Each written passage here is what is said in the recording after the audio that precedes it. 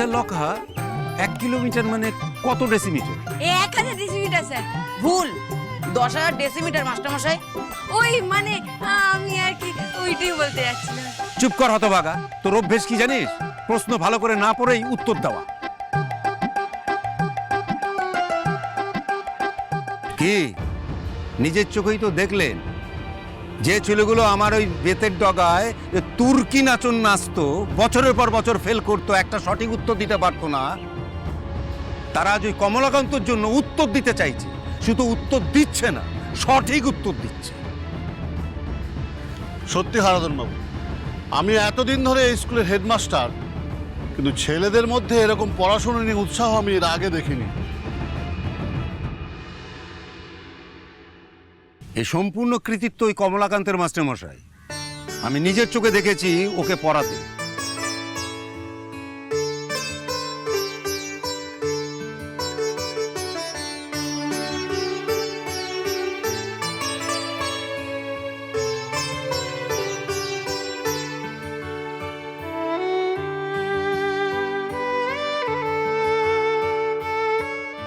কমলাকান্ত, তোমার তো খুব বুদ্ধি। লক্ষকেও প্রশ্ন উত্তরে হারিয়ে দিলে। সেই বুদ্ধি তো তোমাদেরও আছে। না না, আমরা তো 40 কানার মতন ফেল, আর সেখানে তুমি লকাইকে মার দিয়ে দিলে। হারাধন মাস্টারমশাই কত সুনাম করলো তোমার। ও দেখবে তোমরাও পারবে, এ তো খুব সহজ। কি সহজ? ইতিহাস না অঙ্ক? দুটোই। বাপরে, আমার তো সামান্য কত মিটারে কত কিলোমিটার তাই গুলিয়ে যায়। আর তুমি বলছো অঙ্ক সোজা? হ্যাঁ সোজাই তো, মনে রাখার তো সহজ উপায় আছে, সেটা মনে রাখলেই দেখবে আর গুলোচ্ছে না। কি উপায় বলো না? মিলে শান্তি দেশে মিয়া, দেখো একটা কিলে। মানে মানে মিয়া একটা কিলে দিলে তো দেশে শান্তি ফিরবে। দেশে মানে ডেসিমিটার, মিয়া মানে মিটার, দেখো মানে ডেকামিটার, একটা মানে হেক্টোমিটার, আর কিলে মানে কিলোমিটার। এই ছড়াটা মনে রাখলেই দেখবে আর গুলোচ্ছে না। বাহ, এটা তো দারুণ। এটা তো সত্যি সত্যি সহজ কমলাকান্ত। এবার বুঝেছো তো তোমরা সবাই? কি সহজ করে বুঝিয়ে দিলে ভাই, এইভাবে বোঝালে তো আমরা সবাই পাস করে যাব। কমলাকান্ত, তুমি আমার সাথে চলো, আমার তোমার সাথে জরুরি কথা আছে।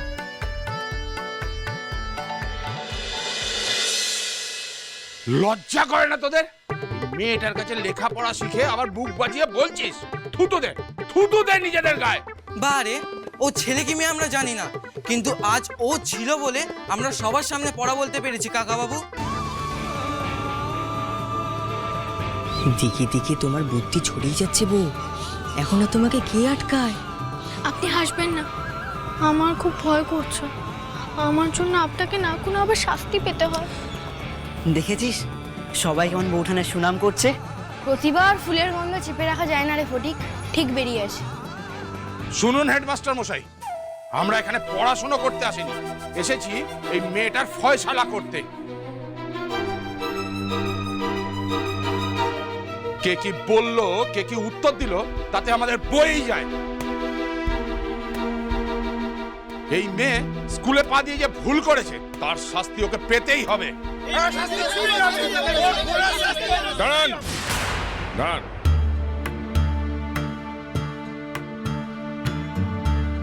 ঠিক ভুল সবটাই নির্ভর করছে যে দেখছে তার উপর। আপনাদের হয়তো মনে হচ্ছে যে আপনারা লাঠি হাতে আমার ছেলে আর বৌমার বিরুদ্ধে প্রতিবাদ করছে, তো আমার মনে হচ্ছে যে আপনাদের লাঠি হাতে দেখে আপনাদের ছেলেরা হিংসা আর সংকীর্ণ মনের শিক্ষা পাচ্ছে। ওই বড় বড় কথা বলে শাক দিয়ে মাছ ঢাকা শুরু করলো উকিল। এই মেয়েটা এই স্কুলে এসে আপনাদের সকলের মুখে ঝামা ঘষে দিল, দেখিয়ে দিল ওর কত তীক্ষ্ণ বুদ্ধি।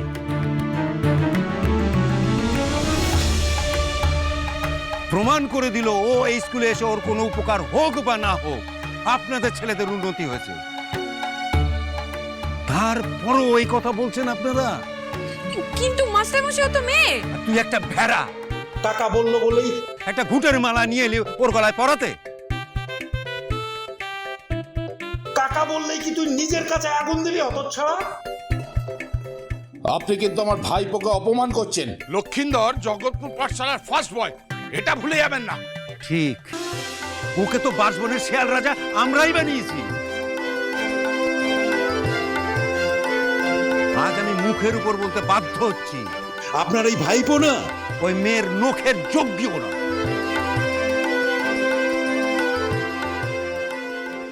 হ্যাঁ, আর আপনাদের অবস্থা তো আপনারা নিজের চোখেই দেখছেন।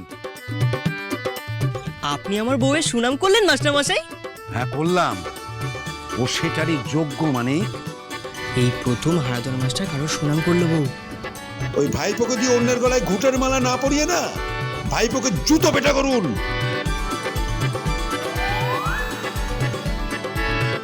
যাতে এই বয়সে ছেলেটা জোত চুরি না শেখে, অহংকারী না হয়ে চরিত্রটা ঠিক হয়। এত বড় কথা আমার ভাইপোকে জোচ্চর বললেন আপনি? এর ফল পেতেই হবে আপনাকে। অনেক অপমান সহ্য করেছি, আর নয়। হেডমাস্টার মশাই, আজ স্কুলে আগুন জ্বলবে। হারাধন মাস্টারকে আমরা ছাড়বো না। থামুন মুখুজ্জা মশাই, সামনে থেকে সরে যান বলছি। না, শিক্ষার মন্দিরে দাঁড়িয়ে সেই মন্দিরের পূজারীর উপর হামলা আমি দেখতে পারবো না। শোনো দিগন্ত, আমি কোনো তর্ক, কোনো বচসায় যেতে চাই না। আমার ছেলে আর বৌমা যেটা করেছে সেটা আমার চোখে ভুল না হলেও হয়তো সমাজের চোখে ভুল। তাই ফণীভূষণ মুখুজ্জে তোমাদের সবার কাছে হাত জোড় করে ক্ষমা চেয়ে নিচ্ছে। কিন্তু আমি আমার সন্তানদের অপমান কিছুতেই মেনে নিতে পারবো না। তাই অপেক্ষা করে থাকবো কবে এই সমাজটা পাল্টাবে। কিন্তু শুধু ক্ষমা চাইলে তো আর। আমার কথা এখনো শেষ হয়নি। শুধু আমার বৌমা নয়, আমার ছেলে মানিক চাঁদও এই পাঠশালায় আর কোনোদিন পা দেবে না।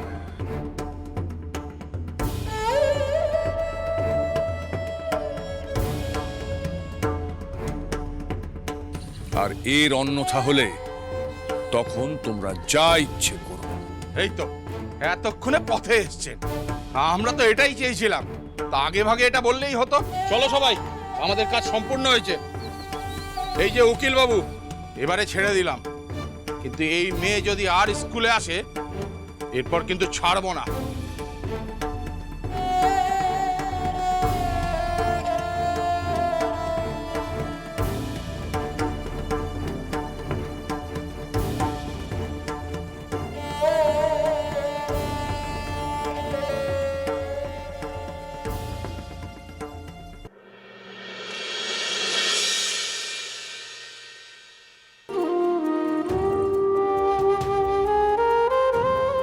বাবা, আপনি আমাকে ক্ষমা করে দিন। না না না না বৌমা, না। আজ আমি ভুল করে ফেলেছি। ওনার লেখাপড়ার কথা ভাবতে গিয়ে আজ আমি একটা বুদ্ধিহীনের মতো কাজ করে ফেলেছি। আমার জন্য আজ আপনার মাথা হেট হয়ে গেল। না মা, তোমার জন্যে ফণী উকিলের মাথা হেট হয়নি।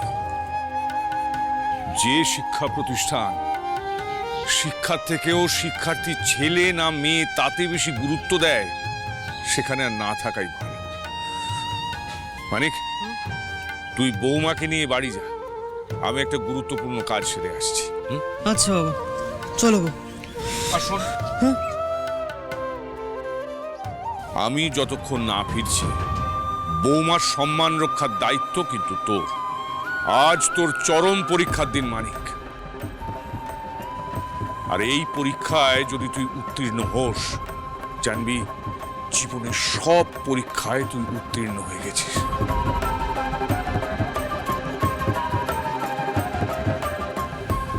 যাও বৌমা, বাড়ি যা।